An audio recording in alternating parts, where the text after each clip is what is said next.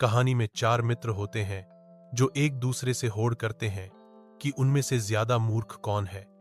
कहानी बहुत ही मजेदार और हास्यास्पद होने वाली है, इसलिए कहानी को पूरा जरूर सुनिएगा।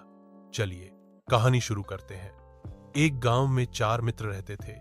चारों के चारों नकारा और अव्वल दर्जे के बेवकूफ थे। एक दिन बैठे बैठे बातें कर रहे थे। बातों ही बातों में उनमें शर्त लग गई कि उनमें से ज्यादा बेवकूफ कौन है। आपस में वो तय कर नहीं पा रहे थे कि ज्यादा मूर्ख कौन है। तो उन्होंने सलाह मशवरा करके सोचा कि चलो गांव के बूढ़े बुजुर्गों के पास चलकर ही यह तय किया जाए, वही हमारा फैसला करेंगे कि ज्यादा मूर्ख कौन है। चारों चलकर पहुंच गए गांव के बूढ़े बुजुर्गों के पास, जो चौपाल पर बैठे बैठे बातें कर रहे थे।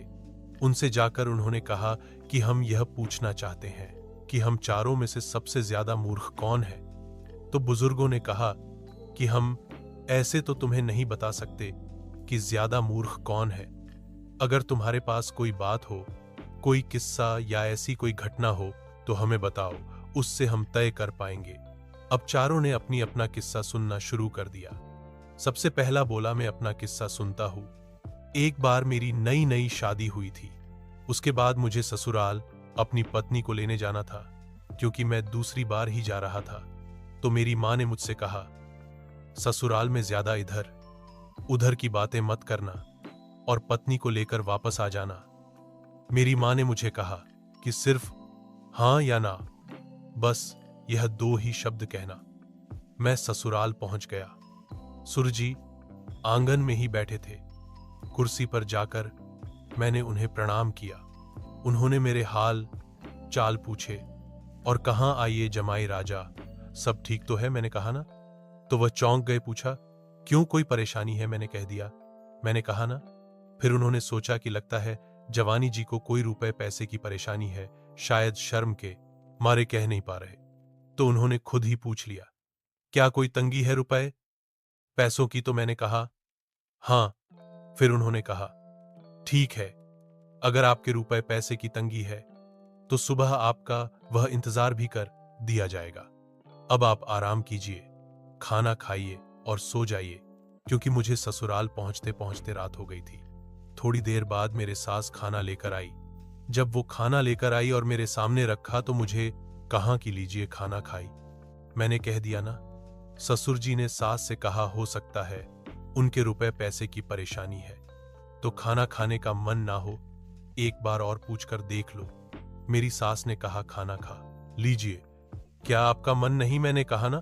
फिर वह मेरे सामने से थाली ले गई और कहने लगी, जब आपका मन हो तब खा लीजिएगा। ऐसा करते करते रात हो गई और सोने का वक्त हो गया। सब अपनी अपनी जगह पर सो गए। जमाई जी को भी एक कमरा दे दिया गया और उनके बिस्तर कर दिए गए। वह भी सो गया, लेकिन उसे नींद कहाँ आ रही थी, उसे तो भूख सता रही थी।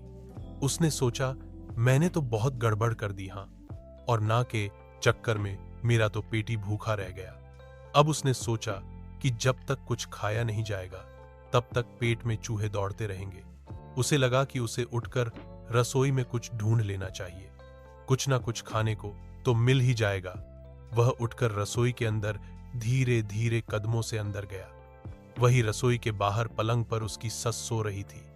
अब उसने चारों तरफ रसोई में तलाशना शुरू किया, क्योंकि उसकी शादी कुछ दिन पहले हुई थी।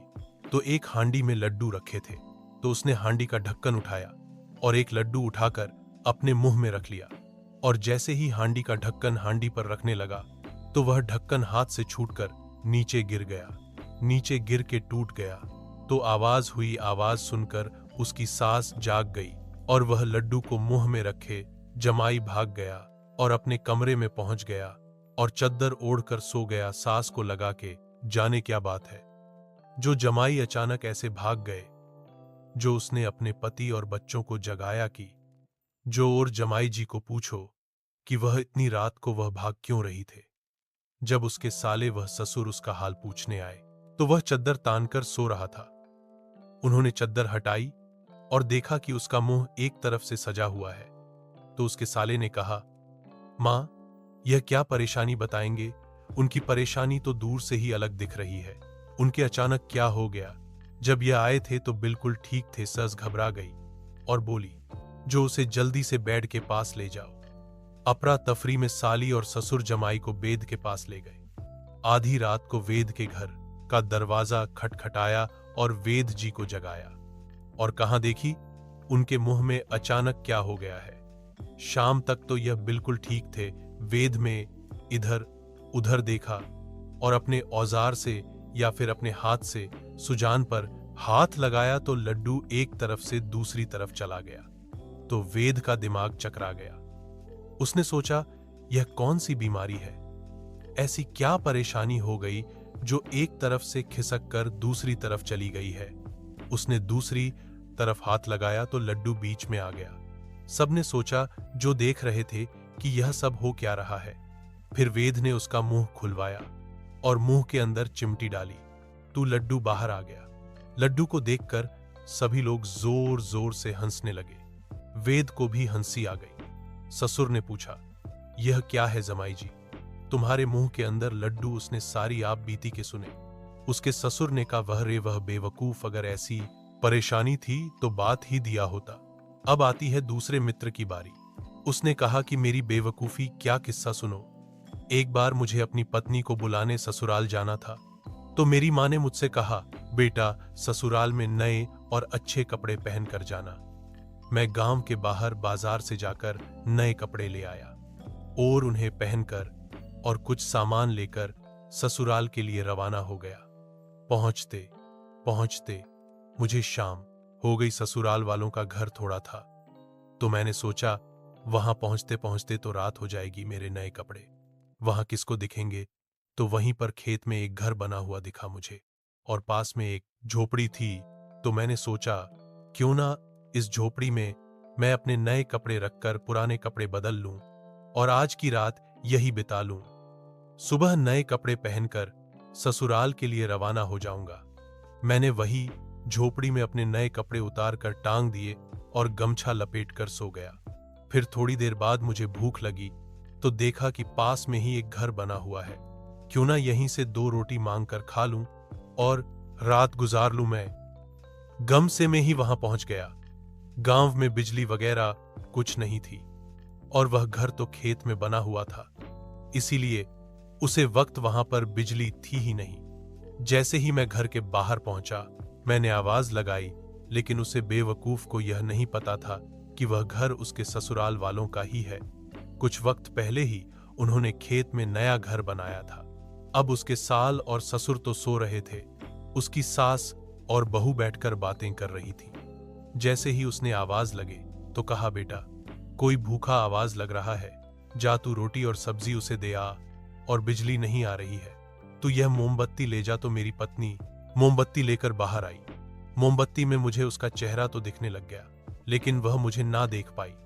जैसे ही मुझे उसकी शक्ल साफ दिखाई दी तो मैं चौंक गया कि यह तो मेरे ससुराल वालों का ही घर है। और मैं अपने कदम पीछे बढ़ाने शुरू किया। पीछे देखा तो गाय भैंस की गोबर की ढेरी पड़ी हुई है। पीछे चलते चलते गोबर की ढेरी पर जाकर गिरा। मेरी पत्नी चिल्लाकर अंदर भाग गई और उसने अपने सारे घर वालों को जगा दिया। सारे घर वाले भागकर बाहर आए, मुझे उठाया, नहलाया, धुलाया और साफ किया और पूछा, जमाई जी आप यहां कैसे और इस हालत में। मैंने अपनी सारी आप बीती उन्हें बताएं। मेरे ससुर और सालों ने कहा, बारे बेवकूफ, रात में आओ या दिन में आओ, हमें कपड़ों से क्या लेना देना है। हमें तो आपसे मतलब है। ऐसी बेवकूफ बड़ी हरकतें आगे मत करना। दूसरे मित्र का किस्सा भी खत्म हुआ हवाई। तीसरे मित्र के बारे में उसने कहा, चली है मेरा किस्सा शुरू करते हैं। मेरा किस्सा बिल्कुल ससुराल से जुड़ा हुआ है। एक बार मुझे खबर हुई कि मेरी सास की तबीयत खराब है तो मैं अपनी पत्नी को घर पर छोड़कर, क्योंकि हम घर पर सिर्फ 2 ही आदमी थे, इसलिए मैंने उसे घर संभालने के छोड़ दिया और कहा कि मैं तुम्हारी मां के हाल चाल पूछ कर आता हूं। मैं अपनी ससुराल पहुंच गया। सास के हाल चाल पूछे। घर में सास के अलावा कोई और नहीं था। 2 साले और ससुर जी खेतों में काम करने गए थे। सास ने मुझे खाना खिला दिया और 2 बातें कर ली। अब सास को खेत पर खाना देने जाना था, तो मैंने भलाई लेते हुए कहा, माताजी, तुम यहां आराम कीजिए, आपकी तबीयत भी ठीक नहीं है। लाइए खाना, मैं दे आता हूं, मुझे बता दीजिए कौन सा खेत है। सास ने बता दिया कि फला फला खेत है। मैं खाने की पोटली लेकर रवाना हो गया। चलते चलते मैं गांव के चौराहे पर पहुंचा। वहां मैंने एक अजीब चीज देखी कि चौराहे पर एक काठ लगा हुआ था। मैंने कभी काठ देखा नहीं था, तो वहां के लोगों को पूछ के, भाई यह क्या है, तो लोगों ने बताया कि यहाँ के राजा को कोई कर या नहीं देता है तो वह उसे यहाँ काठ में बंद कर देता है। मैंने सोचा, यह चीज तो मैंने पहली बार देखी है, क्यों ना इसको इस्तेमाल करके देखा जाए। मैंने रोटी की पोटली वही रखी और काठ में अपना सर दे दिया। वहां पर एक पत्थर था जिससे मैंने उसे ठोक लिया, तो वह थोड़ा सा सख्त हो गया। इतनी देर में एक कुत्ता आया। कुत्ते ने रोटी की पोटली उठाई। मैंने वह पत्थर कुत्ते को भगाने के लिए हैक कर दे मारा। कुत्ता तो रोटी लेकर भाग गया और मेरा पत्थर भी गया। अब मेरा सर काठ में से हल नहीं सकता था। उधर साली और ससुर के पास वक्त पर खाना नहीं पहुंचा और शाम हो गई। वह गुस्से से तिलमिलाते हुए घर आए और अपनी पत्नी पर बरस पड़े। सास चौकन्नी हो गई कि ऐसा क्या हुआ। दिन में जमाई जी घर आए थे तो मैंने उनके हाथों तुम्हारा खाना खेत पर भिजवाया था, क्या वे पहुंचे नहीं? ससुर ने कहा, जमाई जी, लेकिन वहां तो कोई नहीं पहुंचा। अगर वह वहां भी नहीं पहुंचे और यहां भी नहीं है तो फिर कहां गए? तो लड़ाई भूलकर साले और ससुर जमाई को ढूंढने में लग गए। चलते चलते गांव में जो भी मिलता उससे पूछते जाते। एक आदमी मिला। उसने कहा कि तुम्हारा जमाई तो गांव के चौराहे पर काठ में फंसा हुआ पड़ा है। अब वह जो ससुर था वह गांव का हुक्मदार था। उसने कहा, काठ में? लेकिन मेरे जमाई ने ऐसा क्या कर दिया जो राजा ने उसे काठ में दे दिया? वह और उसके साले पहुंच गए राजा के पास और राजा से कहा, मेरे जमाई से ऐसी क्या गलती हो गई जो तुमने उसे काठ में दे दिया? राजा भी इस बात से अनजान था। उसने कहा, मैंने तो किसी व्यक्ति को आज काठ में देने का या दिलवाने का हुक्म नहीं दिया। उसने अपने सिपाहियों से पूछा। सिपाहियों ने कहा, नहीं महाराज, आज तो किसी को काठ में नहीं डाला गया है। राजा, साले, ससुर और सिपाही सभी वहां चौराहे पर पहुंचे और काठ में जमी को देखकर उसी से पूछा कि तुम्हें काठ में किसने डाला?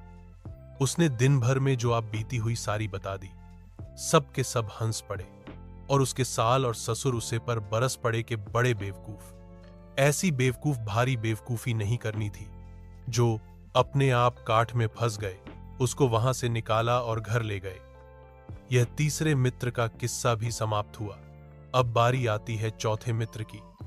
उसने कहा, मेरा किस्सा सुनो। मेरा किस्सा भी मेरे ससुराल से ही जुड़ा हुआ है। मेरे ससुराल में मेरे साले की शादी थी। हम घर में मेरी पत्नी और बच्चे ही थे। मेरी पत्नी बच्चों को लेकर कुछ दिन पहले ही अपने मायके चली गई और मैं खेती बाड़ी का काम संभालने के लिए घर पर रह गया। जब शादी का वक्त पर आ गया तो एक दिन पहले मैंने भी जाने का सोचा। मैं आनन फानन में कपड़े पहनकर पहुंच गया। शादी दूसरे दिन थी। पहले दिन गाना बजाना हो रहा था और घराती खाना खा रहे थे। मैं भी खाना खाया और थोड़ी आओ भगत भी कार्रवाई।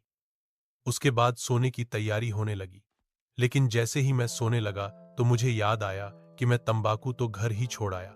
मैं तेरा तंबाकू का आदी। मुझे तंबाकू खाने की बड़ी गंदी आदत थी। अब मैं क्या करूं? बिना तंबाकू खाए मुझे नींद नहीं आती थी। अब मैं वहां पूछूं तो किससे? शादी का समय था, वहां बहुत लोग थे और ऐसा माहौल कि मेरे ससुराल में कोई भी तंबाकू नहीं पीता। मैं शर्म के मारे उनसे पूछ भी ना सका। फिर मैं अपनी पत्नी के पास गया। वह अपने दोनों हाथों वह पैरों पर मेहंदी लगाकर बैठी थी। मैंने उसे एक तरफ ले जाकर अपनी बात बताई। उसने कहा, तंबाकू तो है, लेकिन शादी के माहौल की वजह से तंबाकू को भैंसों के बाड़े में रख दिया गया है। आप वहां जाकर ले आइए। मैं गाय भैंसों के बाड़े में पहुंच गया। उधर बिजली भी नहीं आ रही थी। मैंने जैसे तैसे तंबाकू टटोलना चाहा, लेकिन मुझे तो कहीं तंबाकू नजर नहीं आया। मैं हैरान परेशान वापस अपनी पत्नी के पास आया और बताया कि मुझे तो कहीं भी तंबाकू नजर नहीं आई, तुम ही जाकर ले आओ। उसने कहा, मैं कैसे चलूं, देख नहीं रहे हो, मेरे दोनों हाथों व पैरों पर मेहंदी लगी हुई है, मैं चल भी नहीं सकती। मैंने उससे कहा कि मैं तुझे कंधों पर उठा लूंगा, तू बस इशारा कर देना, मैं जाकर ले आऊंगा। उसने कहा, ठीक है। मैंने उसे अपने कंधों पर उठाया और गाय भैंसों के बाड़े की तरफ चल दिया। बिजली तो आ नहीं रही थी जब मेरी पत्नी मेरे कंधों पर बैठी थी, तो दूर से अंधेरे में हमारी कुछ ऐसी परछाई बनी कि गाय और भैंस डर के मारे इधर उधर भागने लगी। सब अपन खूंटी से सांकले तोड़कर भाग गई जब वे लोग आए, और सब कुछ इतनी जल्दी में हुआ कि मुझे संभालने का मौका ना मिला। मेरे साले और ससुर ने ऐसी देखा तो उन्होंने पूछा, जमाई जी, यह क्या हो रहा है? आप बिटिया को कंधे पर उठाए क्यों हैं? तो मैं सारी आप बीती उन्हें के सुनाई तो वह लोग कहने लगे कि ऐसी बेवकूफी भरी हरकत करने से पहले हमें पूछ लिया होता। मेरा किस्सा भी यूं समाप्त हो गया। अब आप लोग ही बताइए कि हम चारों में से सबसे बड़ा मूर्ख कौन है? तू। वहां पर जो बुजुर्ग थे उन्होंने कहा, देखो भाइयों, मूर्ख तो तुम चारों ही हो, लेकिन जो बात तुम पूछ रहे हो कि सबसे बड़ा मूर्ख कौन है, तू काट में जो अपने आप अपना सर घुसा दिया, वह सबसे बड़ा मूर्ख है, क्योंकि इससे न तो कुछ लालच था और ना कोई काम था। तुम बिना मतलब के कार्ड में जाकर घुस गए, इसलिए सबसे ज्यादा मूर्ख तो तुम ही हो। अगर कहानी अच्छी लगी हो तो चैनल को सब्सक्राइब करें।